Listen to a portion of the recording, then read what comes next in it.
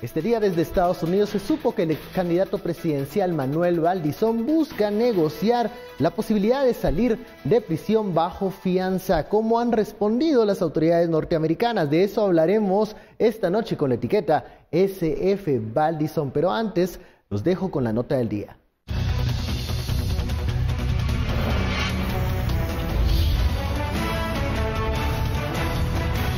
El candidato presidencial Manuel Valdizón estaría negociando con la Fiscalía estadounidense un acuerdo que le permitiría salir de prisión bajo fianza. Según información de Prensa Libre, la fiscal del Distrito Sur de la Florida, Ariana Fajardo, envió una moción a la Corte para suspender lo programado en el proceso legal, en el cual también solicita una audiencia de estatus para el 12 de febrero del 2019.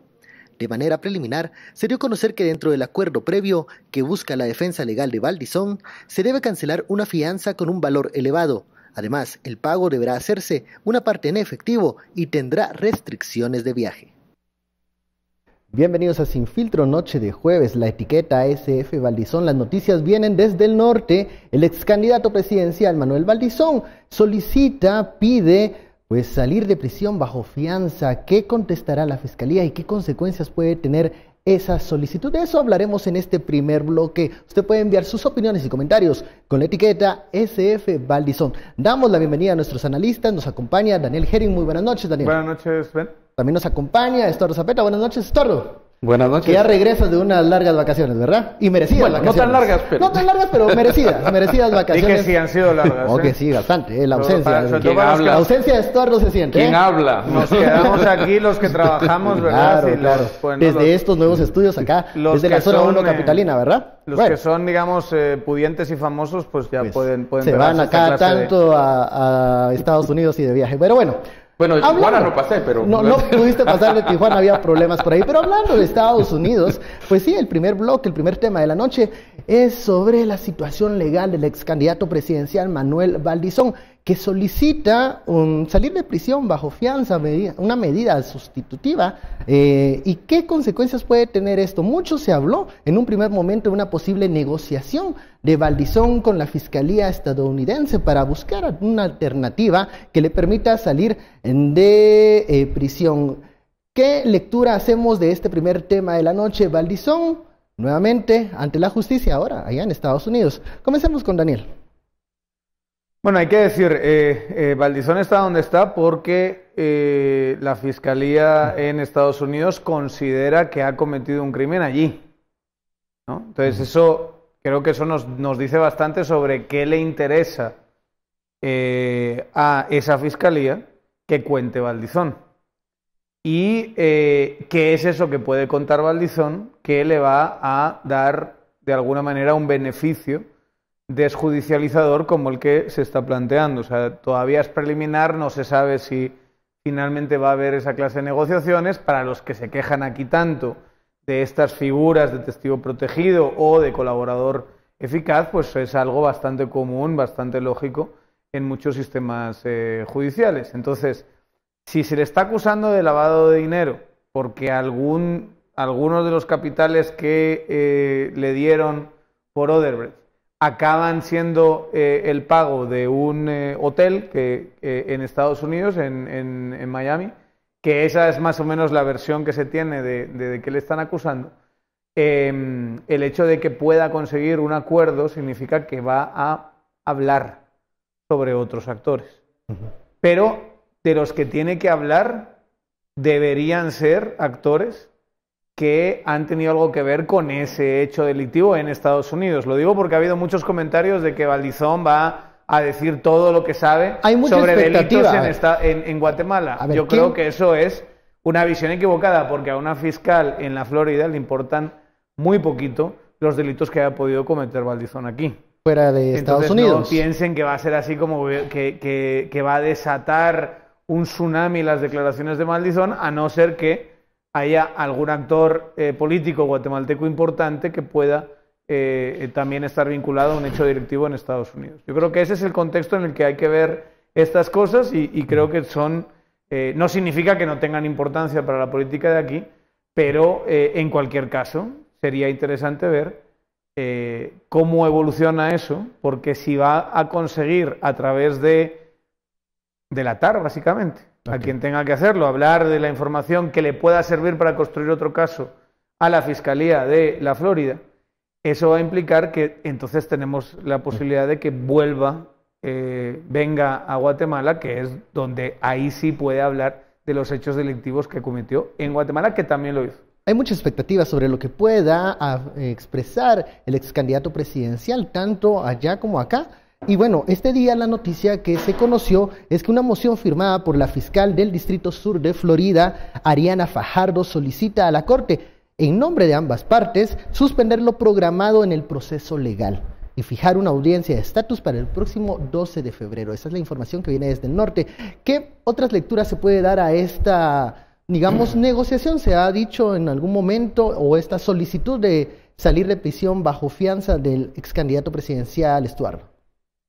Vamos por partes. Primero, entra a Estados Unidos de manera ilegal, porque cuando entra a Estados Unidos ya la visa ha sido vencida. Ese fue el primer escollo que tuvo que enfrentar el político. Y era el movimiento que tenía de República Dominicana a Estados Unidos. Segundo, aquí tiene acusaciones por el caso que ha mencionado Daniel Odebrecht. El caso Odebrecht es el caso más grande en el cual también el país que más ha seguido el caso Odebrecht es Estados Unidos. De hecho, una de las multas más grandes en la historia de Estados Unidos se le impuso precisamente a Odebrecht, Estados Unidos y otros 12 países, incluidos hasta africanos, ¿verdad? Junto con eso, hay que entender que no necesariamente el cambio de estatus, porque primero tiene que arreglar la parte migratoria. Recordemos que él ya venía extraditado hacia Guatemala y una intervención del FBI lo detiene y lo regresa otra vez hacia cárcel cárcel preventiva en Estados Unidos, que es muy diferente a la cárcel preventiva de Guatemala, a la zona 18. Pero aquí hay que ver varias estrategias. Él puede solamente entrar a negociar parte de lo que le están preguntando. O sea, no puede decir más de lo que no le están preguntando. La noticia surgió también junto con la posibilidad que el fantasma también logre un acuerdo con el gobierno de Estados Unidos. ¿Quién era el fantasma? El fantasma era un narcotraficante, ¿verdad?, que fue detenido y fue extraditado, pero ahora entendemos que en realidad son dos cuestiones bien diferentes. Y que lo que él puede decir, siendo de manera y conociendo el sistema, y creo que lo conoce de Estados Unidos, solamente va a estar limitado a lo que lo saque, no a otras cosas. Pero él mismo ha dicho que su preferencia es estar en Guatemala. Él mismo, una de las grandes declaraciones de él es: yo prefiero estar en Guatemala. Esa ha sido la declaración más fuerte de él. Pero digamos, ¿estás vinculando el caso del Valdizón con el del fantasma? No, en la noticia cuando surgió que eran dos personas que entrarían Era una noticia de dudosa fuente. Sí, pero parte de esa noticia que al final estamos probando hoy es precisamente la de Valdizón. La del fantasma pues ya no se mencionó. La noticia original surgió precisamente en relación también lo que pasa es que a los otros dos. Digamos, esa noticia cuando te la lees, que es una noticia que se mueve, para quien no lo sepa en la audiencia, en redes sociales, es una noticia que habla de que va a ser una auténtica bomba esa declaración, porque entre lo que dice el fantasma y lo que dice Valdizón van a llevarse a 3 expresidentes, cosas así.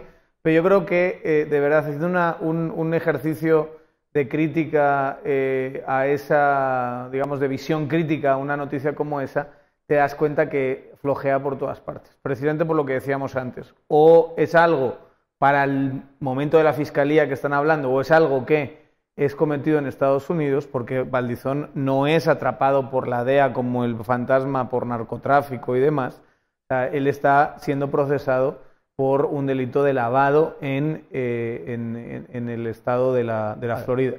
Entonces creo que claramente te das cuenta que son generadores de fake news y yo creo que hay que bajarle las expectativas a la gente sobre el efecto que puede tener esa declaración ahora, digo. En este momento. Bueno, en la noticia que usted puede consultar en prensalibre.com detalla lo siguiente, que las partes han llegado a un principio de acuerdo sobre las condiciones de la libertad bajo fianza del 2 veces ex candidato presidencial guatemalteco. Esto incluiría un alto valor de la fianza en sí, además de un depósito en efectivo y restricciones de viaje.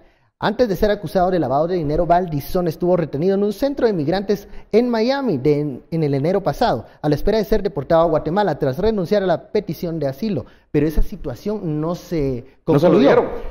A solo días de que se diera la posibilidad de regresar del ex candidato. De hecho, no se lo dieron, por eso es que venía en calidad de deportado. Tuvo que quedarse en Estados Unidos tras nuevas acusaciones. Pero ya no era el Departamento de Inmigración y Naturalización, como se llama, sino era ya el FBI. Y este sería el acuerdo que llegaría entonces ya con el FBI, que es la Policía Federal, la policía que cubre todo el país, ¿verdad? No la local.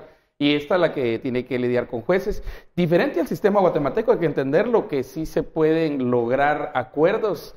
Y supongo que un acuerdo de esta naturaleza entraría casi en la línea del plea bargain, como se llama en inglés, en el cual se da una cosa, pero también la fiscalía obtiene sobre todo información.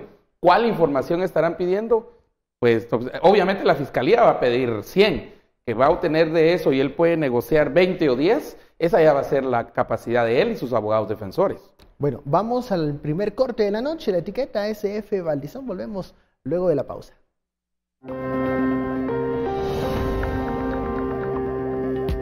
Conclusiones de este primer tema de la noche, ¿qué pasará con Valdizón? Y luego otras notas que estaremos analizando en este espacio.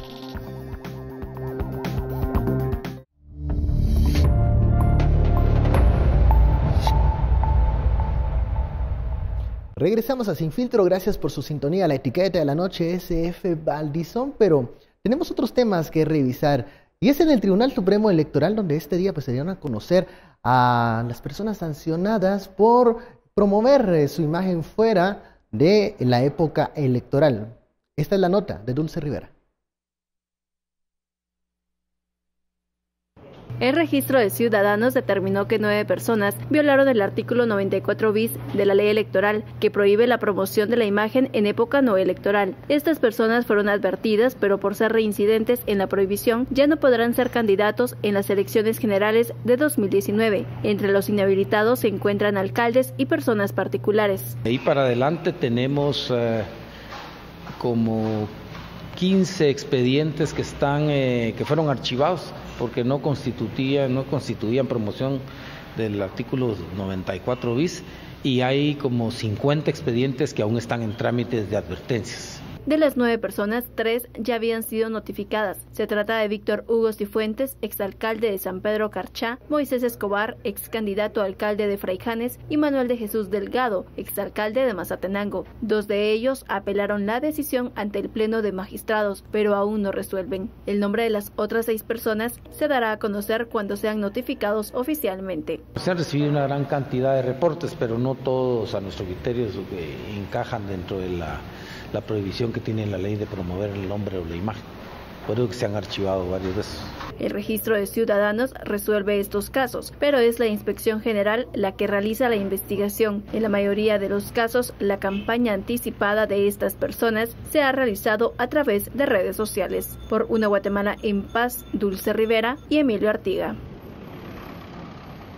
Ya lo ve usted, eso es lo que opina el Tribunal Supremo Electoral, sancionadas estas personas por promover su imagen fuera de época electoral, un tema que genera debate. ¿Qué está pasando con el Tribunal Supremo Electoral? Sobre todo con estos perfiles que muchas veces pueden, dicen ellos, estar promoviendo su imagen fuera de una campaña electoral y que pudiese ser una desventaja para otros candidatos. Ya estos 9, que no sabemos los nombres porque no se han hecho oficialmente las notificaciones. Bueno, no sabemos 6. Bueno, 6, pero de ahora de 3 ya. Ahora, en total 9, Ajá. Estos 6 que no conocemos los nombres porque no han sido notificados, pues ya no podrán participar. Estuardo.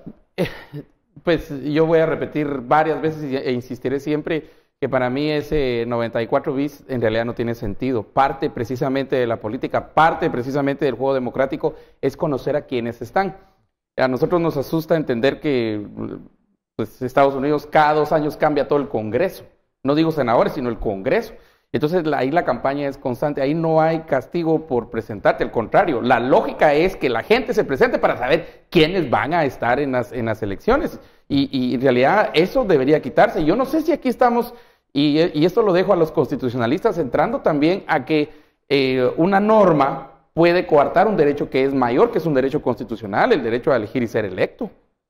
¿Qué opinas, Estuardo, cuando dicen que esto se hace para evitar que un candidato, un perfil, pues no tenga una ventaja mayor sobre el resto de los candidatos? Cuando el tribunal dice estas personas están promoviendo su imagen, es porque no lo deberían de estar haciendo en ese espacio de tiempo, sino que hay su momento para promover la imagen, para hacer todo tipo de llamados, pero que en este momento no se puede hacer. ¿Por qué? Porque eso puede ser perjudicial. Nosotros pedimos políticos mejores, políticos profesionales, pedimos políticos esto y pedimos políticos los otros. Pero a la hora de salir no pueden salir. Entonces hay una paradoja ahí, ¿no? Una contradicción que nos cuesta entender. Y yo creo que aquí lo mejor que nos quedaría es dejar en libertad. Y yo creo que dicen, el alcalde tiene ventaja, el presidente también tiene ventaja, el partido en el poder tiene ventaja y todos los que están en el poder van a tener ventaja. Eso es así. Pero también hay que decir que el votante tampoco es tonto. El votante sabe realmente si al final está haciendo buen trabajo o no está haciendo buen trabajo a su alcalde. Y yo creo que ahí se está coartando también la posibilidad para el votante. Daniel, ¿qué piensas de estas decisiones del tribunal? El artículo 94 bis, propaganda ilegal de personas individuales, dice, no será inscrito como candidato quien haga campaña a título individual a cargos de elección popular publicitando su imagen en los diferentes medios de comunicación social antes de la convocatoria oficial de elecciones sin perjuicio de las sanciones que procedan en contra de la organización política, las asociaciones y fundaciones que lo promuevan. Previo a la sanción deberá agotarse el procedimiento establecido en el reglamento. Básicamente lo que te está diciendo es, si tú te publicitas haciendo campaña antes del proceso, sí estás teniendo una ventaja sobre los demás. Para mí lo importante es qué significa eso de publicitarse. Porque si, como en algún caso habían apercibido... definamos qué es publicitarse, porque una cosa puede ser tu trabajo, el resultado de tu trabajo, pues sí, y que eso llame la atención y forme un capital político, y otra cosa es pues valerte de cierta posición para mover tu imagen. Digamos, una cosa es pagar vallas, por ejemplo, pagar vallas publicitarias. O programas de radio, por ejemplo, que se me ocurre Alejandro Sinibaldi. Yo creo que ese es el ejemplo al que muchos regresan en la cuando hablan de este artículo. La campaña de alcalde para la ciudad. De alcalde para la ciudad capital. No se acuerda la gente de esos terribles recuerdos, porque el programa era realmente malo. Estamos hablando de 2011, era una cosa 2010, absolutamente por espantosa. Ahí. Si se acuerdan los televidentes, lo que hizo Alejandro Sinibaldi fue comprar en Canal Antigua un espacio para tener un programa semanal, y luego se dedicó a poner vallas con su cara por todas partes, o casualidad con el color naranja alrededor, porque el programa tenía un fondo naranja, 2 años antes de presentarse con el PP a las elecciones de la ciudad capital. Y teníamos la ciudad repleta por todas partes de su rostro durante básicamente 1 año y medio, 2 años antes de las elecciones. O sea, es la campaña anticipada más descomunal del mundo. Pero a él no le pasó nada. A él no le pasó nada. Entonces, después de 2016, da la sensación de que el TSE, de 2015, el TSE agarra fuerza, y yo no sé hasta qué punto, cuando toma la decisión de empezar a percibir a candidatos, a personas individuales que se están promocionando, por ejemplo, a través de sus tweets, o a través de lo que ponen en Facebook, o a través de mensajes que dan en un informativo de televisión, les están diciendo que eso es campaña anticipada. Yo creo que ahí es donde caemos en lo que dice Estuardo, que es un delirio, que los políticos tienen que hablar de política, que el político tiene que justificarse y legitimarse por su trabajo como político, y que por supuesto queremos candidatos que tengan posicionamientos políticos. Es patético ver crisis institucionales como la que estamos viviendo, que llevamos desde el 31 de agosto en eso, y el año anterior también y demás, y que por estas interpretaciones demasiado estrictas, rigurosas, tengas a muchos candidatos diciendo, mira, yo para no tener problemas con el tribunal, mejor no digo nada, no vaya a ser que me acusen de campaña anticipada. Eso es un delirio político, eso es horroroso, eso está mal, eso nos hace daño como democracia, y eso tiene que cambiar, y esa actitud del TSE no puede ser que le meta miedo a los candidatos por esas cosas. Promocionar es pagar en medios televisivos, en radio, en prensa, pagar para que publiciten tu imagen, o utilizar algún tipo de programa de gobierno para publicitar tu imagen, que eso ya sería peor porque incluso es con el dinero de los contribuyentes.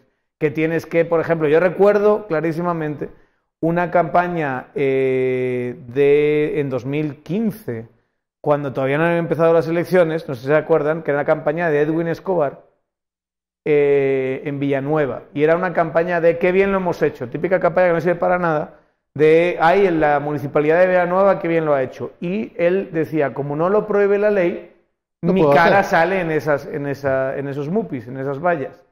Y eso clarísimamente era utilizar un rubro público para hacer campaña anticipada. Ahí yo siento que esa interpretación sí tiene sentido y sí debería aplicarse. Pero es por el uso de recursos. Por el uso de recursos de la promoción abusiva de la imagen. De los tributarios. Publicitar en campaña, esa es la clave. ¿Cómo interpretas eso?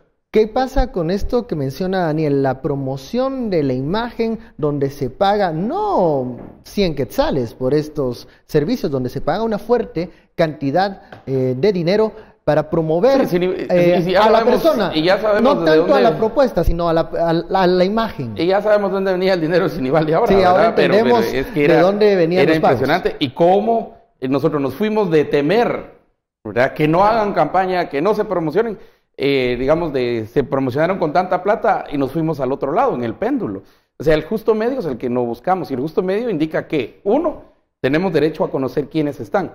Yo he invitado por ejemplo, en el programa de radio, a tantos de los candidatos y nadie quiere ir. Porque todos tienen miedo de que el Tribunal Supremo Electoral pueda sancionarlos por decir algo que no deben decir fuera de época electoral. Que, por ejemplo, sale alguien y hace, la asamblea, y en una foto y todo, ya vienen el montón a acusarlo de campaña. Sale la otra en una reunión de afiliados de partidos. Salen todos a acusarla. Viene el otro y entonces, problema no es la cultura, entonces, la cultura política, la falta de cultura política de poder diferenciar qué es un proselitismo y qué es la campaña electoral. Porque está la oportunidad. Yo creo que aquí los que salimos al final más afectados somos quienes queremos conocer qué piensan, qué creen, qué defiendan, qué postura tienen. ¿Qué va a pasar con, la lucha contra la corrupción? ¿Qué va a pasar con la economía? Nosotros queremos saber eso. Pero mientras ellas y ellos no puedan hablar, nosotros nos seguiremos siempre. Entonces, estamos debilitados como votantes. No estamos informados, no tenemos elementos para informarnos y decir, este candidato es fuerte o este es débil. Los afectados somos la demanda política. Porque la oferta simplemente no puede salir. Aunque yo a veces sospecho que algunos de ellos están felices así.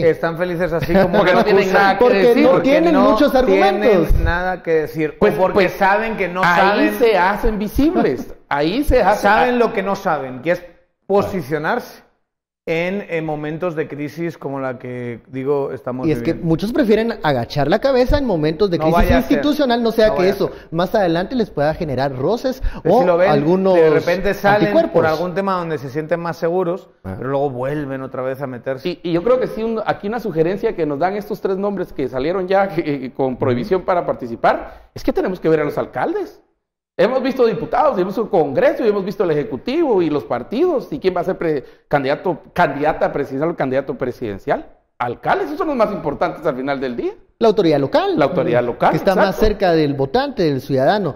Pero bueno, entonces, si nosotros decimos si queremos tener perfiles con posicionamientos claros, yo pregunto, los candidatos posibles presidenciales no deberían perder ese miedo y posicionarse de una forma más clara en diferentes temas, porque creo que si examinamos la ley, lo pueden hacer. Creo que es una excusa pensar que el TSE los va a sancionar. Fíjate que yo te cuento lo que me han respondido 3 secretarios de partidos. Y dice, mire, yo puedo participar, pero como secretario del partido. O sea, no puedo participar como candidato y todo eso. Eso es tratar de jugarle la vuelta al asunto. Y de hecho, platicando precisamente, preguntándole al alcalde Escobar de Villanueva, sí, pero puedo participar, pero como presidente de la ANAM. O sea, también se están buscando las formas de brincarse digamos, esa definición. Viniendo de alguien como Edwin Escobar, que clarísimamente utilizó esa campaña institucional para promocionar su imagen, pero es bastante curioso, porque da la sensación de que lo que ha cambiado es el ámbito político, el contexto político. Antes no les daba pena, como Sinibaldi, con 2 años de campaña anticipada, salir en todas partes. Donde están pagando un espacio para decir cualquier estupidez que decía en su programa, pero para promocionar su imagen. Esta ley se hizo precisamente por el caso Sinibaldi. Claro, se fue al extremo. Se fue al extremo. A ver, pero hace algunos días, hablando del señor Escobar, sí, ese mismo que se promocionaba en Mupis, bueno, tuvo una reunión con alcaldes en los departamentos y no dejó que los periodistas tuviesen acceso a él. O sea, el candidato que antes buscaba posicionar su imagen, ahora rehuye del encuentro con la prensa, de las preguntas o los cuestionamientos que le puedan hacer. Por eso hay que ver qué clase de cambios hacemos a las leyes y qué consecuencias tienen esos cambios. Esta consecuencia no es positiva. O sea, quieras que no, aunque tengas a Sinibaldi, bueno, Sinibaldi en el caso de Sinibaldi está pagando por un espacio, pero lo que queremos durante mucho tiempo, no solo 3 meses en un año, sino que lo que queremos es que los políticos tomen posicionamientos políticos. Yo, por ejemplo, a mí me pareció muy bien cómo estaba empezando a salir Telma Aldana en la crisis política, dando su opinión y siendo muy propensa a ir a medios de comunicación. Y de repente, ¡yum!, hace unas semanas desapareció y prácticamente no hemos vuelto a saber de ella. Eso para mí es muy decepcionante. Zuri es otro ejemplo fantástico. Saca la cabeza, la vuelve a esconder. Pasa un rato, unas semanas, saca un poquito la cabeza, la vuelve a esconder. Y así, bueno, digamos, no sabemos muy bien cómo está funcionando los distintos problemas. En el supermercado, le toman una foto y se publica en redes. ¿Será eso promoción Exactamente, sí. La figura fuera de época electoral? Bueno, vamos a la pausa. La etiqueta SF Valdizón, regresamos con más. Seguimos hablando sobre estas decisiones del Tribunal Supremo Electoral. Todo esto luego de la pausa.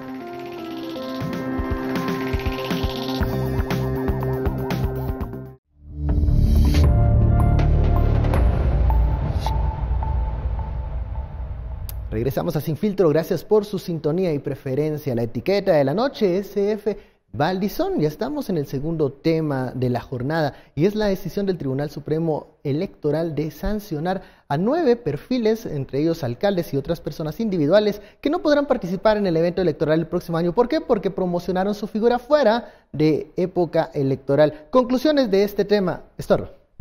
Esa norma no tiene sentido. Creo que el sistema pendular nos fuimos de un extremo al otro.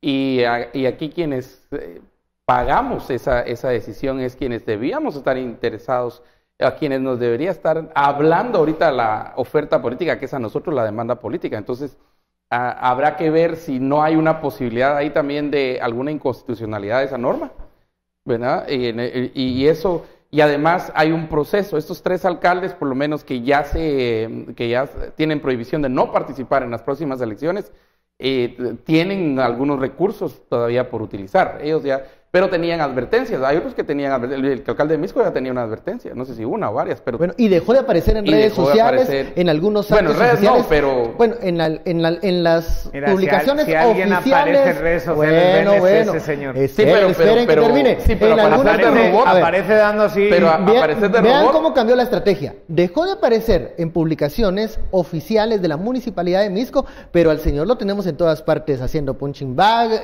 vistiéndose de vaquero, en su oficina. Otro tipo de publicaciones. Entonces, a medio Misco. Yo pregunto, ¿no está igual promoviendo su imagen, pero fuera del ámbito de la municipalidad? ¿Está bien eso? Sí, la promueve porque es un personaje, porque como personaje es atractivo, porque la gente pero hay posturas, le llama la políticas atención. No tienes, solo tienes promoción de imagen. O sea, hay hasta emoticones de Neto Brand. Pero está bien, o sea... Ahorita va a salir de Santa Claus pero o de Reno. él ha generado una marca. Y en ese de Reno, sentido, ¿qué hace falta, Neto? De Reno. En ese sentido hay que ver cómo le van las elecciones, pero es una estrategia de comunicación perfectamente válida el hecho de que tenga una marca y que sea una marca tan identificable. Pero Daniel... Yo no pienso como Estuardo en que no tiene sentido. Sí tiene sentido siempre y cuando nos ciñamos a comprar espacio en medios, a utilizar recursos para, ya sean propios, ya sean públicos, para promocionar tu imagen. Si se interpreta así, yo no tengo ningún problema, que por supuesto, si tú llegas y empiezas a poner vallas, como hacía Valdizón, por ejemplo, promocionando sus libros plagiados, que se ponía a comprar vallas y vallas y vallas por todas partes, curiosamente ahí sí también, tiene sentido la norma. con el color rojo y demás, a mí eso sí me gustaría ver a un TSE diciendo, perdone, pero si usted finalmente se inscribe como candidato con un partido cuyo el color es el rojo, usted lo que estaba haciendo era una campaña anticipada, a lo mejor ahí sí podemos debatir que tenga sentido porque está gastando un dinero para promocionar su imagen. Pero mientras sea utilizar tus redes sociales, que son completamente gratis, dar declaraciones en medios que sean atractivas, polémicas o como quieras, participar en lugares donde puedes dar tu opinión y que eso sea reportado por los medios. Todo eso es perfectamente válido. Si nosotros tuviésemos aquí a un candidato a presidente, presidenta, y lo entrevistamos, eso no es campaña anticipada. Eso es pero nosotros no queriendo saber... Pero no quiere el TSE, no quiere el TSE que alguien se posicione políticamente frente a cámara, frente a la prensa. Es eso, pero también es, como no tengo nada demasiado inteligente que decir, mejor no vengo, o porque es un momento muy polémico, no me quemo, que es lo que les gusta decir, no, mejor no te quemes para que no tengas desgaste. Así no se hace política. La política se hace con posicionamiento constante. Necesitamos líderes que nos digan, yo pienso esto, yo voy a ir por aquí, si me votan a mí, voy a hacer tal cosa, porque eso es lo que genera cultura democrática. Esta cosa que de repente salen como si fuesen setas, casi de forma espontánea, de la nada. Hongos, escuchas. Zetas tiene otro hongos. Mensaje. Bueno, también. Yo hubiese dicho... También aparecen de forma espontánea. Digamos, si yo voy a decir esa palabra, digo zetas, no digo setas. Bueno, zetas puede significar otra cosa también. Tengan cuidado con eso. Bueno, vamos a otro tema que también ha sido uno de los temas importantes de la jornada y es, bueno, ya la postura del Ministerio de Relaciones Exteriores luego de que la Corte de Constitucionalidad les pidiese un informe circunstanciado de por qué ellos no permiten el ingreso del comisionado Iván Velázquez. Este día la canciller pues declaró que ya tiene conocimiento de esa información, no dio mayores detalles de qué es lo que entregó a la Corte de Constitucionalidad, pero analicemos esta noticia. Comencemos acá por Daniel. Daniel, ¿qué pasa con esto? La CCI ya habló, le ha pedido información al Ministerio de Relaciones Exteriores. ¿Cuál es el siguiente paso y cómo ve la lectura política? Aquí hay varias versiones según a qué abogado le preguntas, pero yo creo que pone en una tensión al gobierno y por eso hoy empezaron a circular ciertos rumores, porque cuando pasen estas cosas el gobierno, el Ejecutivo se pone muy nervioso. El Ejecutivo quiere sacar a CICIG cuanto antes, le urge sacar a CICIG, creo, bueno, si tienen una mínima capacidad de análisis, se van a dar cuenta de que si CICIG se queda hasta septiembre de 2019, a ellos eso no les conviene, porque casos siguen avanzando y porque pueden jugar un papel en un momento clave que son las elecciones de 2019, como ya lo hicieron en las elecciones de 2015. Entonces, como que ya van muy tarde, pero les urge revertir todo el proceso penal a muchos de los que están en la clase política. Entonces, cada 2 por 3 surge el rumor de que quieren sacar a la CICIG, quieren desconocer y denunciar el acuerdo y ese tipo de cosas. ¿Por qué pasa ahora? Yo siento que porque la CC básicamente les dice que tienen que hacer las comunicaciones y los actos administrativos adecuados para que Iván Velázquez, si decidiese presentarse en la frontera, tuviese el paso libre. El amparo que se resolvió lo que hace es anular la decisión de no dejarlo y anula ese acto administrativo, pero la pregunta es, y ya digo, no sé hasta qué punto hay que tener ese grado de detalle, la pregunta es hasta qué punto la orden a través de los procedimientos internos, los oficios, que tiene la persona que está en migración es dejarle o no dejarle pasar. ¿No? Porque también tiene que haber un proceso de comunicación. ¿Han hecho ese proceso de comunicación? Es lo que yo pediría en ese informe. Yo quiero ver en 48 horas hasta qué punto la persona que va a meter el pasaporte de Iván Velázquez y le va a aparecer la información en la compu, va a tomar la decisión de no. ¿Le dejan entrar o no le dejan entrar? Porque lo que tiene que hacer ese funcionario es obedecer lo que le dice la pantalla de la compu. No, digamos, ahí no hay una relación directa con la CC, vamos a decirlo así. Entonces, ahí quien sería responsable es quien le dice a ese funcionario que no deje entrar a Iván Velázquez. En resumidas cuentas, tiene esto, si lo llevas al extremo, el mismo efecto que si Iván Velázquez se presentase en la frontera. Cosa que no va a pasar. No, hoy por hoy yo no veo que vaya a pasar. O sea, y habría que conocer, porque la ministra de Relaciones Exteriores informó hoy que ella presentó ya el informe. Ya, pero no dio mayores detalles. No dio mayores detalles y no conocemos ese informe. Y yo creo que el informe va a ser un informe bastante general. Se hizo A, B, C y D. Y aquí está el informe. O sea, ese es para darle un poco de larga al asunto. Ahora, pero esa sería mi lectura, o sería lo que esperaría yo en la lógica que han traído el siguiente paso. Pero ¿cambiará en algo el hecho de solicitar este informe circunstanciado, del detalle de cómo se dieron las órdenes y cuáles son los argumentos del MINEX? La canciller lo dijo claro, no dio detalles, pero ella dijo que estaban en la misma postura que han tomado en meses y por eso te digo yo que el informe debe ser de lo más general posible, ¿verdad? Básicamente, tal día pasa tanto, aquí está la cosa, tal día no sé qué, ya está, tal día la constitucionalidad. Sí puede pasar que como el espíritu de lo que está diciendo la CC es usted tiene que obedecer, pero tiene que obedecer en el detalle también para que pueda entrar Iván Velázquez. ¿Quién no está obedeciendo o quién no está acatando esa orden? Pero puedes derivar, esto es un apercibimiento muy claro, y puedes derivar responsabilidades. Y si siguen, digamos, haciendo estas pequeñas cosas para que, en teoría, si se plantas en la frontera no entre, puede acabar esta historia en destitución, y lo saben perfectamente los del gobierno. Yo no creo que sea una resolución menor, y tan importante es que les ha puesto muy, muy nerviosos, porque ven que es la CC de una forma, si quieres, quirúrgica, pero obligándoles a que tomen la postura que la ley establece, y es obedecer a la CC. Bueno, vamos a la pausa, la etiqueta de esta noche, SF Valdizón, volvemos con más.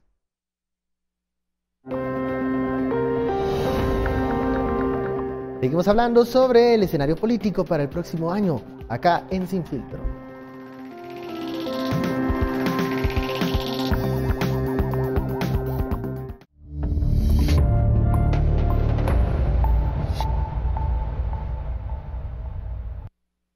Representantes de partidos políticos plantearon hace un mes su inquietud por la interpretación del artículo 164 de la Constitución, por la prohibición que tendrían algunas personas para ser diputados. El artículo de mención se refiere a que los funcionarios y empleados de los organismos ejecutivo y judicial, así como Contraloría, no pueden serlo, a menos que renuncien al cargo 3 meses antes de la convocatoria a elecciones o que se postulen por un distrito diferente a donde ejercen. El Pleno de Magistrados resolvió que el artículo no será aplicable a los alcaldes que quieran postularse para el Congreso. Según la limitante,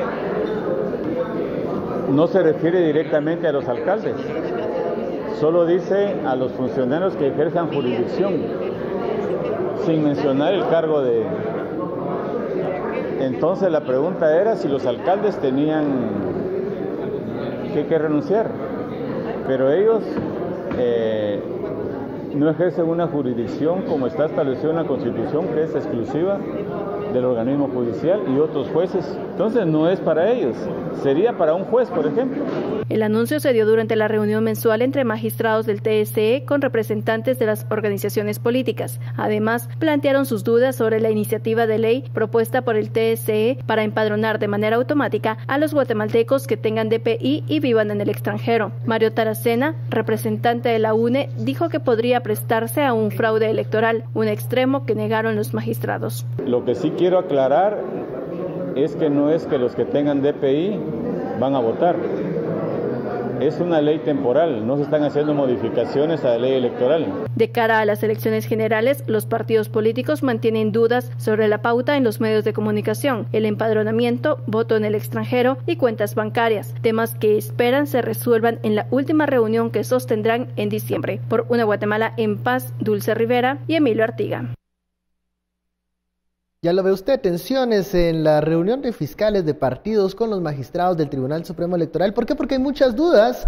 Usted ya escuchaba el empadronamiento, el voto en el extranjero, las renuncias y otro tipo de temas que también han presentado los fiscales en estas reuniones que se volverán con el paso de las semanas y de los meses, momentos en donde se van a caldear los ánimos, porque allí llegan los fiscales de los partidos políticos a manifestar sus inquietudes del actuar del Tribunal Supremo Electoral. Ya veía usted a Mario Taracena hablando de posibilidad de fraude por esta decisión del Tribunal Supremo Electoral de agilizar el empadronamiento del voto en el extranjero. El voto en el extranjero que sigue siendo un tema, una interrogante allí en el Pleno de los Magistrados. ¿Cómo ven ya el ambiente de las reuniones de fiscales de partidos políticos?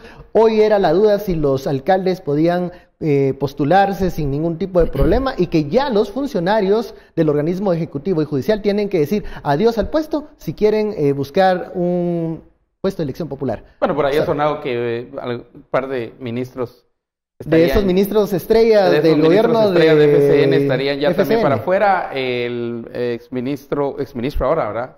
Chea Rula también se fue, y básicamente fue muy claro en decir para participar, y tienen hasta, bueno, ya tendrían.